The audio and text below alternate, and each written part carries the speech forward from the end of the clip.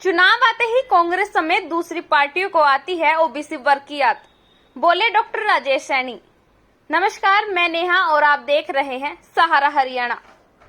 आपको बता दें कि हरियाणा के रोहतक में आज भारतीय जनता पार्टी के प्रदेश कार्यकारिणी सदस्य ओबीसी मोर्चा डॉक्टर राजेश सैनी ने आज अपने ऑफिस पर आयोजित मीटिंग में कहा कि प्रदेश में ओबीसी और एससी वर्ग की आधी से ज्यादा आबादी होने के बावजूद कांग्रेस, इनेलो व जसपा पार्टी ने कभी भी एससी बीसी वर्ग से मुख्यमंत्री देने का काम नहीं किया।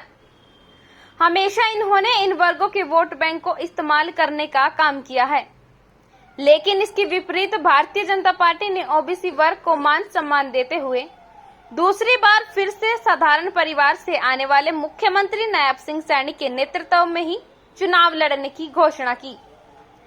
सैनी ने कहा कि कांग्रेस ओबीसी विरोधी पार्टी है, जातिगत जनगणना के नाम पर लोगों को बरगलाने का काम कर रही है। पिछली सरकारों में सिफारिश से नौकरियां मिलती थी और रातों रात लिस्ट बदलकर अपने लोगों को नौकरियां दी जाती थी।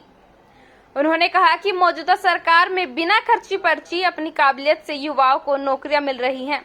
मौजूदा सरकार की कार्यप्रणाली से सभी लोग खुश हैं, सभी को उनका हक मिल रहा है। और उन्होंने क्या कुछ कहा, आइए सुनवाते हैं।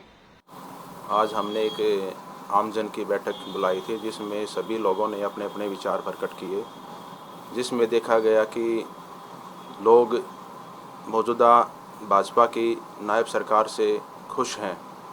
और खुश होने का कारण क्या है कि इसमें बेरोज़गार जो युवा पहले भटकते फिरते थे, आज वो बिना पर्ची खर्ची के मेरिट के आधार पर अपनी नौकरी ज्वाइन कर रहे हैं।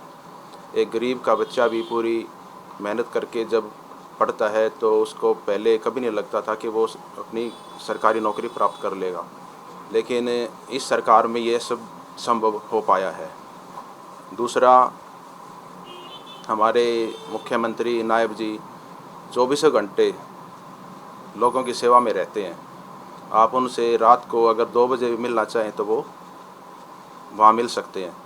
हर रोज़ लोगों की भीड़ लगती है, तो कोई भी काम लेके अगर किसी प्रकार की समस्या है तो वहाँ जाके अपनी समस्या हल करवा सकता है। और लोगों में देखा गया है कि पिछली सरकार में बहुत भाई भतीजावाद, क्षेत्रवाद की समस्या थी। और तीसरा, कास्टिज़म तो पहले देखने को बहुत ज़्यादा मिलता था, लेकिन इस सरकार में 36 बिरादरी के लोगों के काम हुए हैं। इससे भी लोग बड़े खुश हैं। उसमें सबसे पहले तो यही देखा जाता था कि भाई बगैर, जैसे माननीय जयप्रकाश है जो आज सांसद है, एक बार इलेक्शन जब ये चुनाव हुआ था अभी 2024 का, तो उन्होंने खुद अपने मुंह से बोला था कि हमारे टाइम में पर्ची तो चलती थी। तो इससे क्या जाहिर होता है कि जिसकी ज़्यादा सिफारिश होगी, जो ज़्यादा क्लोज रहेगा, वो नौकरी प्राप्त कर लेगा। तो उसका हिसाब वो दे देना। पहले लोगों को रोज़गार बिना भेदभाव के सिर्फ मेरिट के आधार पर दिया जा रहा है। दूसरा, हरियाणा के चारों तरफ बराबर विकास चल रहा है। कोई ये नहीं है कि भाई इस एरिया का विकास ज़्यादा होगा, उसका ज़्यादा होगा। सबको एक ही लेवल में, जैसे हरियाणा एक, हरियाणवी एक का नारा दिया गया था, जो वो सिद्ध होता दिखाई दे रहा है।